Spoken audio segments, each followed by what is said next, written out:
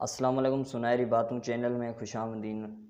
تو چلیے آج کا ویڈیو سٹارٹ کرتے ہیں۔ آج ایک بندہ چوری کرتا ہے، ڈاکے مارتا ہے، ظلم کرتا ہے، جور و تعدی کے بازار کو گرم رکھتا ہے، اپنی طاقت کے بل بوتے پر، اقتدار کے بل بوتے پر، اپنی اثر و رسوخ کے بل بوتے پر، اپنے منصب کے بل بوتے پر وہ کمزور کو دبا لیتا ہے، غریب کی گردن مروڑ دیتا ہے، غریب اس کے سامنے بات نہیں کر سکتا، اور ساری زندگی وہ ڈاکو، وہ چور، وہ بدماش، وہ غنڈا، وہ اشتہاری دندناتا رہتا ہے، اور اس کو نہ کوئی عدالت پکڑتی ہے اور نہ قانون اس کی گرفت کر سکتا ہے، اور نہ بستی میں، محلے میں، گلی میں اس کے سامنے کوئی آواز اٹھا سکتا ہے، اور کمزور ساری زندگی پسا رہتا ہے۔ تو مرنے کے بعد اس لیے وہ عدالت رکھی گئی ہے۔ اللہ تعالیٰ نے قرآن مجید میں ارشاد فرمایا، قیامت کے دن کیا ماننے والے اور انکار کرنے والے دونوں، کیا ہم ان کے ساتھ ایک جیسا سلوک کریں گے؟ ما لکم کیف تحکمون، یہ تم کہاں سے فیصلہ لائے ہو؟ یہ بات تم نے کہاں سے گھڑ لی ہے؟ مرور زمانہ کے ساتھ جو مسلسل مشق ہوتی ہے تمہاری اس دنیا کے اندر، اس سے تم سمجھتے ہو کہ ایسا ہوگا، لیکن ایسا ہوگا نہیں۔ وہ ایک الگ نظام ہے، اور اس نظام میں آپ کو ایک ایک چیز اللہ کے حضور لے کے پیش ہونا ہوگا۔ تو کہا واتقوا یوما، اس دن سے ڈرو، لا تجزی نفس عن نفس شیئا، کوئی جان کسی جان کی جزا نہیں بنے گی، کوئی جان کسی جان کا بدلہ نہیں بنے گی کہ اس جگہ مجھے رکھ لو۔ کوئی بننا بھی نہیں چاہے گا، اگر کوئی بنانا بھی چاہے تو کوئی بننا ہی نہیں چاہے گا۔ یوم یفر المرء من اخیہ وامہ وابیہ، اس دن باپ بھی کہے گا کہ میں اس کا ذمہ دار نہیں ہوں، بیوی کہے گی میں اپنے شوہر کی ذمہ دار نہیں ہوں، بیٹا کہے گا میں اپنی ماں کا ذمہ دار نہیں ہوں، ماں کہے گی میں اپنی بیٹی کی ذمہ دار نہیں ہوں، اور وہ ایک دوسرے سے جان چھڑا رہے ہوں گے۔ جب ماں بھی جان چھڑا رہی ہوگی، بتائیے وہ دن پھر کس طرح نفسی نفسی کا ہوگا۔ آج کی تاریخ میں سارے لوگ میدان چھوڑ کے بھاگ جائیں، لیکن ماں جو ہے وہ جلتی ہوئی آگ میں بھی کود جاتی ہے اپنی اولاد کے لیے،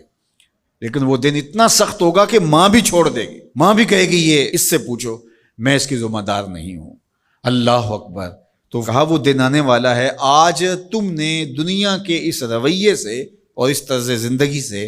اور جو تم زندگی گزارتے ہو اس سے تم نے یہ نتیجہ نکال لیا ہے کہ آخرت میں بھی ایسے ہی چلے گا، تو ایسے نہیں ہے۔ اور اگر آپ ناراض نہ ہوں، بعض اوقات خوش آمدی مریدین پیروں کو اس قدر کہتے ہیں کہ آپ تو بخشے ہوئے ہیں، آپ تو کامل ہیں،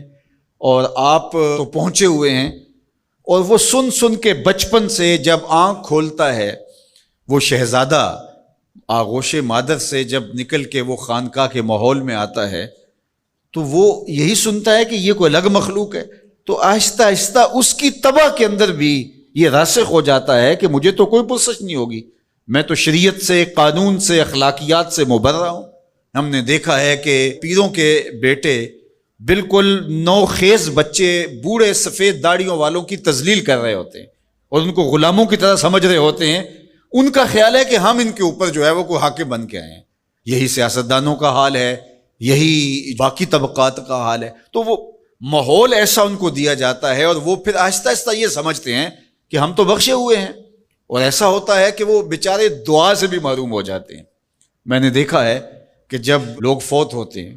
تو بالخصوص جو اس طرح کا ماحول ہوتا ہے وہاں، تو وہاں پیر صاحب کے لیے مغفرت کی دعا نہیں کی جاتی، ان کے وسیلے سے اپنے لیے دعا کی جاتی ہے۔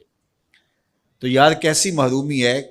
کہ جو دعائیں مغفرت کی، غفران کی، باوجود کے پیغمبروں کے دامن پہ کوئی گناہ کا دبا اور داغ نہیں تھا،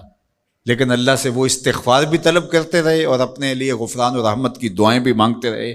اصحاب پیغمبر، اولاد رسول سب یہ کچھ کرتے رہے، لیکن آج جو ہے وہ مجھے اچھی طرح یاد ہے کہ ایک دفعہ ہم کہیں فاتحہ پڑھنے گئے، بہت پرانی بات بھی نہیں ہے، کوئی 10 سال پرانی بات ہوگی، تو وہ جو صاحب فوت ہوئے تھے تو میں نے غفران و مغفرت کا کوئی لفظ کیا تو میری طرف بڑی تیکھی نظروں سے لوگ لکھنے لگے کہ یعنی کیا آپ ان کے لیے مغفرت کی دعا کریں گے؟ یعنی یہ تو بخشے ہوئے ہیں، میں اور آپ کسی کے لیے